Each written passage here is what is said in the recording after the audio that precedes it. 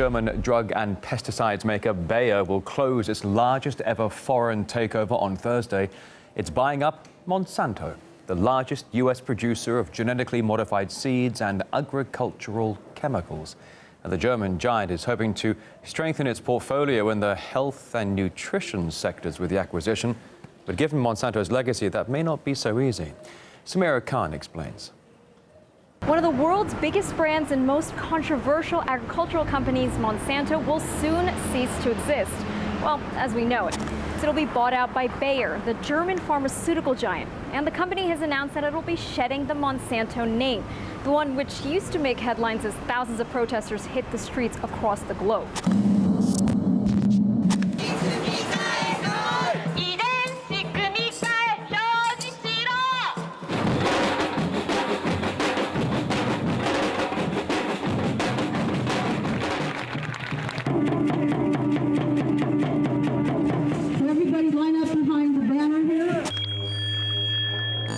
Despite the fact that Monsanto will no longer exist, Bayer will be inheriting each and every lawsuit attached to the company, around 4,000 of them in the U.S. alone. On top of that, approximately 2,000 legal hearings are still pending. And one of the biggest trials to come this month is based on accusations that the company hid that its products could cause cancer for decades. Asesino! Asesino! Asesino!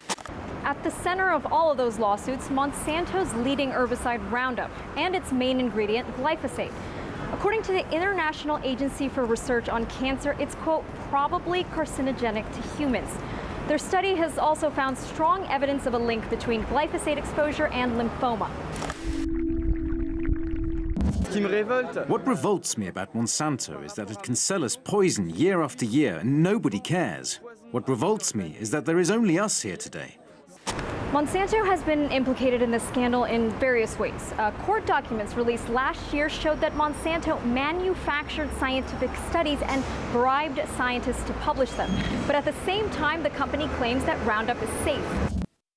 Glyphosate-based herbicides are supported by one of the most extensive worldwide human health and environmental databases ever compiled for a pesticide product. Monsanto's new owner has provided assurances that the merger will make things right as Bayer's ready to hear critics out. We aim to deepen our dialogue with society. We will listen to our critics and work together where we find common ground. Agriculture is too important to allow ideological differences to bring progress to a standstill. You're talking about progress to try and find new herbicides. That simply hasn't happened, and they may have reached the end of their line. If you're talking about progress to try and convince Americans and the rest of the planet that Roundup is safe, well, they've been doing that. Leaked documents showed that when they knew that the World Health Organization was going to declare glyphosate a probable human carcinogen, they created an entire plan to, quote, orchestrate outcry. They ghost wrote studies, they ghost wrote opinion pieces. Documents also showed that they had their own man inside the EPA working quietly on behalf of Monsanto and blocking additional research that might have indicated and verified that it was a carcinogen. So I don't know exactly what Bayer means by progress, but it doesn't look good. But dealing with the alleged dangers of Monsanto products is not the only issue bothering the public. There are fears the two giant companies will form a monopoly that could hit farmers hard.